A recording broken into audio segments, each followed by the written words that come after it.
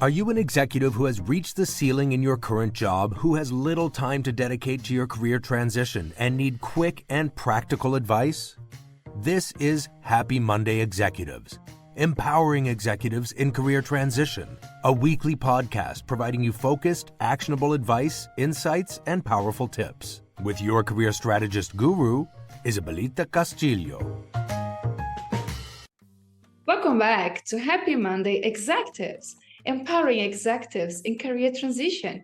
I'm Isabelita Castillo, and today I have a very, very special guest. This is James Doyle.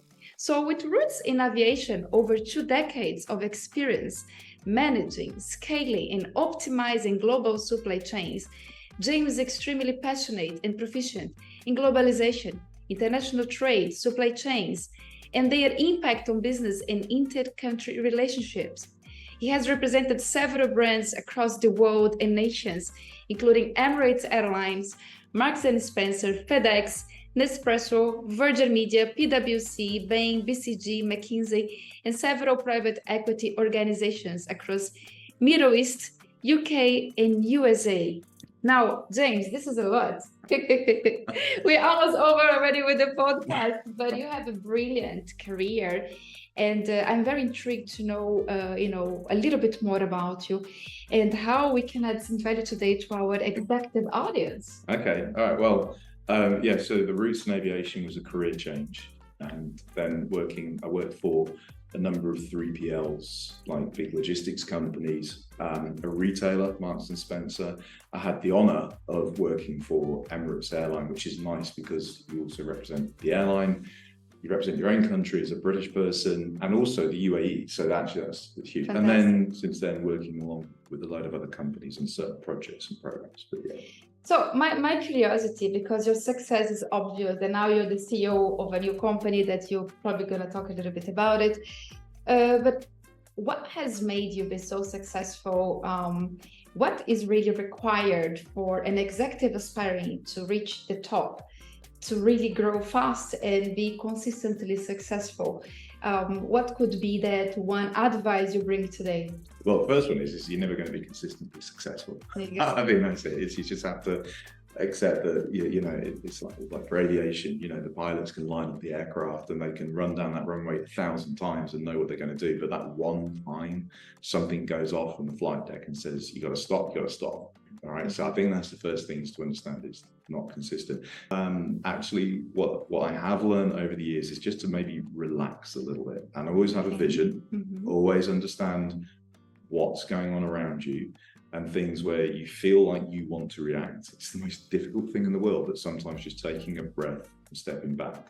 But ultimately, to have any kind of success, you've got to know where you're going. And you have to think about what do you really desire, what do you really want. And it took for me a little while to move away from a job title to a feeling and what I would like out of life. And I'm right now at that point where I've actually had the time away, I've settled, thought about things that really matter to me, such as who I'd like to work with, the kind of things that really excite me, a lot about Latin America, and what my life would look like as well as work, because it's not just work, this is life in general. Here we go. I think you touched a point that is really important for people forget. It's not all about work and separating work from your personal aspirations, ambitions, and your life through a holistic view, right? So I think this is core. When you plan your career, you also associate what matters to me as satisfaction,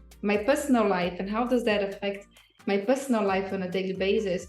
Now, I'm sure you always had, you were telling me you had the dreams, you had the ambition, you had the goals, but you use some tools to reach some of those goals. And those tools for me are fascinating. Would you like to share with our audience and how can they utilize of those tools? Okay, I can give you the visualization is one, or I can talk about the M&Ms, brown M&Ms and neuroscience. Wow. They are all fascinating topics. So why don't we start today with your favorite? Oh, my favorite. Well, M&Ms and visual. I visualized M&Ms. Guys, get some M&Ms to listen to this. So M&Ms, we recently there's a good talk I spoke about this on stage recently in Thailand. It was a real honor to be invited there, and it's the whole neuroscience and supply chain and the brown M&Ms. But the brown M&Ms are a concept that I've held dear for a very long time. Okay. There's different stories on this, but the principle is that a brown M&M is something where to get that completely right, to get that moment right, everything before it had to have been correct. So everything after it can be correct. And the story, in my world, the brown M&M would be exactly what's happening right now. So this is a brown M&M. Okay. Let's take a little step back. Why brown M&M? Well, this is it. So I don't want to give the whole thing away, but actually the principle is that brown M&Ms were to make sure that a particular event was correct. This is a rock show, rock band, and the band were personally involved, so they'd written into their contract that there had to be a fruit bowl in the dressing room, filled level to the brim with all the brown M&Ms removed. It's basically the band would come in, look at the fruit bowl, and if they could see that the fruit bowl was there first of all and it was level to the brim, great. And they'd look, and if there was no brown M&Ms, they put their hand in, swirl around. They knew at that moment that the kind of person who had read the contract to that degree and paid attention to it, they meant that everything else would be okay that day. Because if you focused on that one detail, some people say you shouldn't really focus on all the details. It's true, but one detail will be a brown M&M, and that's the thing. So everything in the setup for that night's concert would have been correct if they saw that. And it was just they were looking for that one indicator. So a brown M&M is an indicator that everything before it is fine, so that everything after it can be great. Great, fantastic. So how can an executive in career transition use this concept for his success for the next job? I think there's a couple of really good ways to do that. I think the first thing is you've got to, as I said at the beginning, relax. You've got a lot of experience already, and it takes time for the mind to calm down and figure out what comes next, right? So you've got to start relaxing. I think then once you're there, things will become apparent to you. All right, so the brown M&Ms will become obvious. You've got to go back and think it. And it's to not overthink this. Never overthink. If you're in career transition, not overthink it. And then the third thing, there's a really good book by Napoleon Hill, and it's called Think and Grow Rich. And actually, in the summary, which is read by someone called Earl Nightingale, he talks about desire. And there's a quote, and the concept is that in a creature, we refer to as creatures here, you can only have the desire if it is actually possible for you to achieve it. Wow. This is really amazing. Yeah, and then the desire is that, and that's the thing is, what is that desire? And a lot of people, job title, money, things. And again, for me, this is a brown M&M right now because my desire was 5 years ago. So we're sat in downtown Dubai, and I'm leaving here and going to the UK and then back on to Austin, Texas. And I'd always wanted, in the very earlier part of my career, I always wanted a lovely apartment with a stunning view, somewhere nice. And so everything up to this moment, the fact that I can share that means that for this to be right, a lot of other things have to be right. Got it. So this is the brown M&M, right? Fantastic. So here we go. Let me see if I can help summarize. So the brown M&M for the executives in career transition is like, first relax, because without relaxing, you can't really focus on anything. Relax, find ways to relax, whether it's meditation, whether it's going for a run, whatever makes you relax. And then start really understanding what's my brown M&M.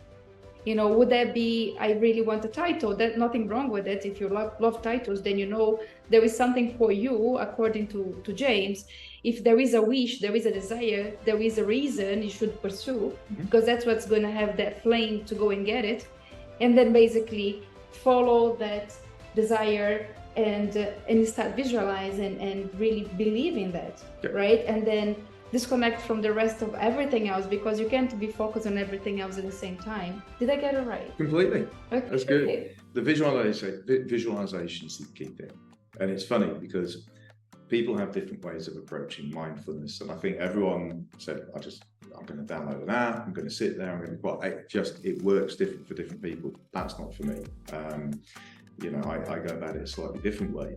But then the best moments of visualization for me have come when I've least expected it, normally in the shower or while I'm out doing cardio. And you have something, and it's kind of almost like a memory that's not happened yet, and it's kind of clear. I love that. And when you get that, it's funny because then things become obvious, and you can almost tell where it's not an absolute, it's just a guiding light.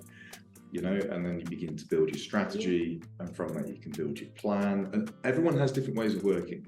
For me, I like lists, and I like summaries, and I like things to be quick.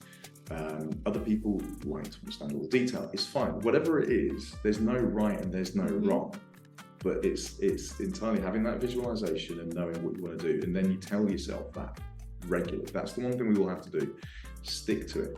Commit. Stick to it. Yes. Stick.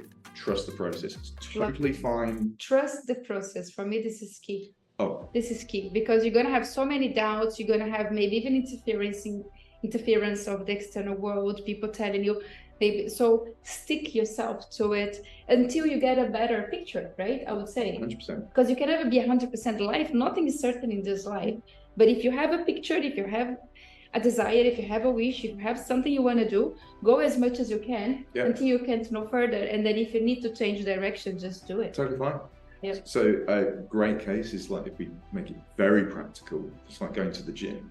You go in the first day and you're like, why am I not this yet? And you kind of have to stick to it, and you don't feel it at first, but then a few days later, you begin to feel it. And then a couple of weeks after that, you can see it a little bit. And then 6 weeks after that, people see it. You have to trust the process. I literally get those. Really? I really do it. But then when you trust the process, you'll naturally trust yourself with it. And that's it. But really, to go back to the whole thing, you can have all the brand M&Ms, and you can have all the processes and mindful apps and all that kind of stuff in the world. But ultimately, it only comes from one thing: the belief that you can do it. The belief you can do it. I love how we close it, because really, if you need to believe yourself. Yeah. Right. Yes. Yeah. And for me, the biggest message is really going back to make sure that as soon as you have a vision, you have a desire, believe it. There is a reason why you have this desire.